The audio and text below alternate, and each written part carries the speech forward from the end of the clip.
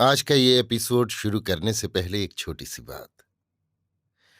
क्या आप भी अपना पॉडकास्ट बनाने की सोच रहे हैं? तो एंकर ट्राई कीजिए। ये पॉडकास्ट बनाने का सबसे आसान तरीका है। नंबर एक, ये फ्री है। नंबर दो, इसमें कई सारे ऐसे टूल्स हैं जो आपको अपने फोन और कंप्यूटर पर रिकॉर्ड और एडिट करने की फैसिलिटी देते हैं। नंबर तीन, आप अपने पॉडकास्ट को डिस्ट्रीब्यूट भी कर सकते हैं, जिससे इसे स्पॉटिफाई और दूसरे प्लेटफॉर्म पर सुना जा सके।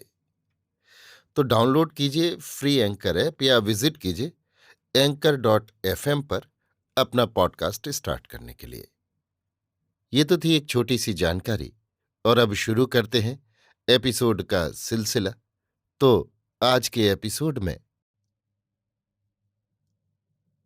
लीजिए सुनिए विश्वंभरनाथ शर्मा कौशिक की लिखी कहानी विधवा की होली, मेरी यानी समीर गोस्वामी की आवाज में। श्यामा की सास एक दरिद्र ब्राह्मणी है। उसका व्यवसाय केवल ये है कि किसी का कुछ काम करके, किसी की रोटी बनाकर, किसी की खुशामद करके, कहीं से दान दक्षिणा लाकर अपना तथा अपनी विधवा पुत्र वधू का पेट चलाती है। इन दोनों माँ बेटी के अतिरिक्त इनके परिवार में और कोई भी नहीं। श्यामा का ये रूप, ये सौंदर्य, जिसे देखकर यही कहना पड़ता है कि ये रूप और यौवन तो राजमहलों की चहारदीवारी के भीतर रहने योग्य था, एक गंदे और छोटे मकान में बंद है। जो शरीर सदैव रेशम और मखमल में शोभायमान होने योग्य था, वो शरीर जीर्ण शीर्ण मलिन वस्त्रों से ढका रहता है। जो रूप और यौवन किसी पुरुष सिंह के मनोरंजन की प्यारी चीज बनना चाहिए था, वही रूप यौवन इस समय व्यभिचारियों और लंपटों की पाप दृष्टि का लक्ष्य बन रहा है। श्यामा का दुर्भाग्य उसके रूप और सौंदर्य का उपहास करता है, उसका मजाक उड़ाता है। श्यामा के पड़ोस में एक अन्य ब्राह्मण परिवार रहता था। उस परिवार में एक लड़का था, शीतला प्रसाद। उसकी वयस 21 वर्ष के लगभग थी। ये परिवार रोटी कपड़े से खुश था। अतएव श्यामा को और उसकी माता को उससे कभी कभी कुछ सहायता मिल जाया करती थी। सहायता मिलने का एक बड़ा कारण ये था कि शीतला प्रसाद श्यामा के घर आया जाया करता था। श्यामा को वो भाभी कहा करता था। श्यामा पर शीतला प्रसाद की पाप दृष्टि बहुत दिनों से थी। श्यामा पर उसकी पाप वासना थी। बलिवेदी पर भेंट चढ़ाने की चेष्टा में था, पर अभी तक उसका अभीष्ट पूरा नहीं हुआ था। श्यामा का व्यवहार उसके साथ इतना पवित्र था कि उसका कभी इतना साहस नहीं हुआ कि वो पाप वासना को श्यामा पर किसी प्रकार प्रकट करे। वो सुअवसर की खोज में था। वो ऐसे समय की प्रतीक्षा में था जबकि श्यामा सरलतापूर्वक उसका शिकार बन जावे। वो ऐसा मौका खोज रहा था जबकि श्यामा चेष्टा करने पर भी उसके बाहुपाश से ना निकल सके। शीतला प्रसाद श्यामा की माता से बोला, चाची होली आ रही है। श्यामा की माता ने कहा, हाँ बेटा आ रही है, पर हम गरीबों को होली दिवाली से क्या काम। हमारे लिए तो सब दिन बराबर हैं। हम तो अपने जीवन के दिन काट रही हैं। जितने दिनों दुख भोगना बदा है सो भोगेंगे। यदि आज मेरा सुंदरलाल श्यामा का पति जीता होता तो हमें भी होली के आने का चाव होता, खुशी होती। अब तो हमारे लिए होली न दिवाली। इतना कहते हुए वृद्धा ने अपने नेत्र आंचल से पहुंचे। उधर एक तरुणी कांता का हाथ बर्तन मलते मलते कुछ क्षणों के लिए रुक गया। उसने भी उस हाथ की कलाई से आंखें मली, एक मर्म भेदी नीरव आह छोड़ी। शीतला प्रसाद बोला, अरे चाची, जो कुछ होना था हो गया। अब उसको याद करके कुढ़ने से क्या लाभ। वृद्धा, हाँ बेटा, लाभ तो कोई नहीं, पर घाव में तो टीस उठती ही है। वो हानि लाभ थोड़ा देखती है। शीतला प्रसाद, तुम अब मुझे ही अपना पुत्र समझो। तुम्हें जिस बात का कष्ट हो मुझसे कहो। वृद्धा, बेटा, भगवान तुम्हें चिरंजीव रखे। तुम्हारा सबका तो अब भरोसा ही है। शीतला प्रसाद, तो जिस बात की आवश्यकता हो मुझसे कहना।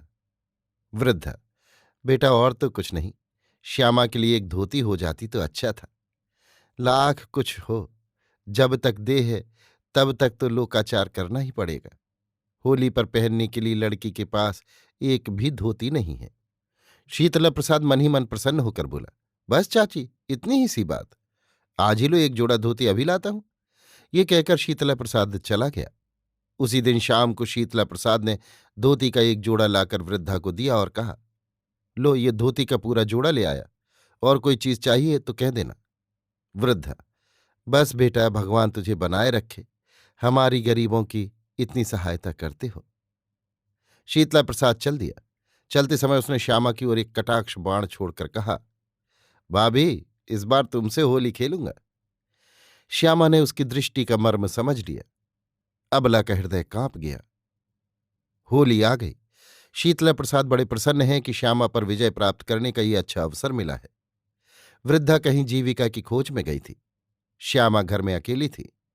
शीतला प्रसाद तो ऐसे अवसर की खोज ही में थे जबकि श्यामा अकेली हो। अतः वो पिचकारी और एक पुड़िया सुगंधित गुलाल की लेकर श्यामा के घर पहुंचा। श्यामा उसे देखकर घबरा गई। शीतला प्रसाद ने मुस्कुराकर कहा, भाभी, आज तो तुम्हें मेरे साथ होली खेलनी पड़ेगी। श्यामा ने कहा, मैं अब क्या होली खेलूं? होली खेलना मुझे शोभा नहीं देता।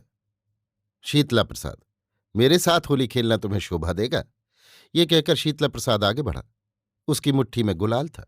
वो मुट्ठी उसने श्यामा के गालों की ओर बढ़ाई। श्यामा ने हाथ से रोककर कहा, जो तुम्हारी यही इच्छा है तो थोड़ा सा गुलाल मुझे दे दो, मैं तुम्हारी ओर से मल लूंगी। शीतला प्रसाद मुस्कुराकर बोला, वाह, ये कैसे हो सकता है, मैं अपने हाथ से मलूंगा। श्यामा, शीतला प्रसाद, क्यों मुझे तंग करते हो? शीतला प्रसाद, यदि थोड़ी देर के लिए तंग ही हो लोगी तो क्या होगा, मैं तो तुम्हारे लिए अपने प्राण तक देने को फिरता हूं। ये कहकर शीतला प्रसाद ने श्यामा को अपने बाहुपाश में लेने के लिए हाथ बढ़ाया। श्यामा ने पीछे हटकर कहा, मान जाओ, मेरे साथ होली मत खेलो, मेरे साथ होली खेलना सहज नहीं। शीतला प्रसाद, ये तो मुझे मालूम है, तुम्हारे साथ होली खेलना मेरे जैसे भाग्यवान को ही नसीब हो सकता है। श्यामा, होली खेलना है तो दूर से रंग छोड़ दो, गुलाल छोड़ दो, मेरे हाथ क्यों लगाते हो? शीतला प्रसाद, दूर से रंग छोड़ दूं? मैं कोई अछूत हूं क्या? श्यामा, ये मैं नहीं कहती, पर मेरे हाथ मत लगाओ। शीतला प्रसाद ने इस बार श्यामा की गर्दन में हाथ डाल ही दिया। श्यामा एक हल्की चीत्कार के साथ अलग हो गई। शीतला प्रसाद बोला, तो तुम सीधी तरह होली न खेलोगी? श्यामा कुछ सोचकर बोली, तो मैं भी तुम्हारे गुलाल मलूंगी। शीतला प्रसाद प्रसन्न मुख होकर बोला, हाँ, शौक से, एक बार नहीं, 10 बार, 100 बार।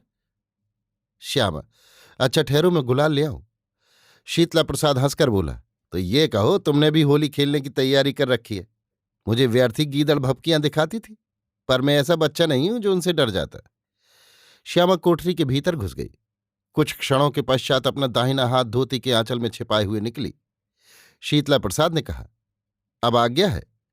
श्यामा ने कहा, शीतला प्रसाद, अब भी मान जाओ तो अच्छा है, मेरे साथ होली खेलना सहज नहीं। शीतला प्रसाद, अब बहुत नखरे तो बघारो नहीं, मैं सब समझता हूं। श्यामा, समझते होते तो इतनी हठ न करते। शीतला प्रसाद ये कहते हुए आगे बढ़ा, मेरी हठ तो आज तुम्हें रखनी ही पड़ेगी। उसने श्यामा की गर्दन में बांह डाल दी और उसके वक्ष स्थल से अपना वक्ष स्थल मिलाने की चेष्टा करते हुए गुलाल वाला हाथ उसके मुख की ओर बढ़ाया। हठात श्यामा का दाहिना हाथ ऊपर उठकर शीतला प्रसाद के वक्ष स्थल पर गिरा। शीतला प्रसाद एक चीत्कार मारकर अलग हो गया। उसका दाहिना हाथ उसकी छाती पर रखा हुआ था। हाथ के नीचे उसका वस्त्र लाल रंग गया था। क्रमशः वो लाली नीचे फैल रही थी। शीतला प्रसाद ने कष्ट के साथ कहा, श्यामा, ये तुमने क्या किया? श्यामा, ये मेरी होली है। हिंदू नारियां पापियों के साथ इसी प्रकार होली खेलती हैं। अब समझे, देखो मेरा रंग कितना गहरा है, तुम्हारे श्वेत कपड़े पर वो कितना भला मालूम होता है। हाँ, अब तुम अपनी पिचकारी मुझ पर छोड़ो, गुलाल मलो। श्यामा का मोहन रूप इस समय साक्षात चंडी का रूप हो रहा था। उसका विकट हास्य हृदय में भय उत्पन्न करता था। शीतला प्रसाद को ज्ञात हुआ कि मृत्यु उसके सम्मुख खड़ी विकट हास्य करके उसे अपनी ओर बुला रही है। शीतला प्रसाद आंखों पर हाथ रख के भाग खड़ा हुआ। शीतला प्रसाद के घाव हल्का लगा था। शीतला प्रसाद अच्छा हो गया। किसी को भी कुछ पता न लगा कि शीतला प्रसाद के घाव लगने का असली कारण क्या था। शीतला प्रसाद ने यह कह दिया कि वो ठोकर खाकर गिर पड़ा। भूमि पर एक टूटी बोतल पड़ी थी, वो उसकी छाती में लग गई। स्वस्थ होने के कई दिन पश्चात एक दिन शीतला प्रसाद श्यामा के पास पहुंचा। श्यामा ने उसे देखते ही पूछा, क्यों, क्या फिर होली खेलने की इच्छा है? शीतला प्रसाद ने श्यामा के सामने घुटने टेक दिए और कहा, भगनी, तुम्हारे रंग ने मेरे हृदय की सारी कालिमा धो दी। मेरा हृदय शुद्ध हो गया। मैंने सच्ची होली तुम्हारे साथ खेली। ऐसी होली क्या अब कभी खेलने को मिलेगी? तुम्हारे जैसा रंग कहाँ मिलेगा? कलुषित आत्माओं के लिए ऐसे ही रंग की आवश्यकता है। उस रंग ने वस्त्र ही नहीं, हृदय को भी रंग दिया। श्यामा, शीतला प्रसाद, वो हिंदू विधवा का रंग था। हिंदू विधवाएं उसी रंग से होली खेलती हैं। शीतला प्रसाद ने अपना मस्तक श्यामा के चरणों पर रख दिया। अभी आप सुन रहे थे विश्वंभरनाथ शर्मा कौशिक की लिखी कहानी विधवा की होली, मेरी यानी समीर गोस्वामी की आवाज में।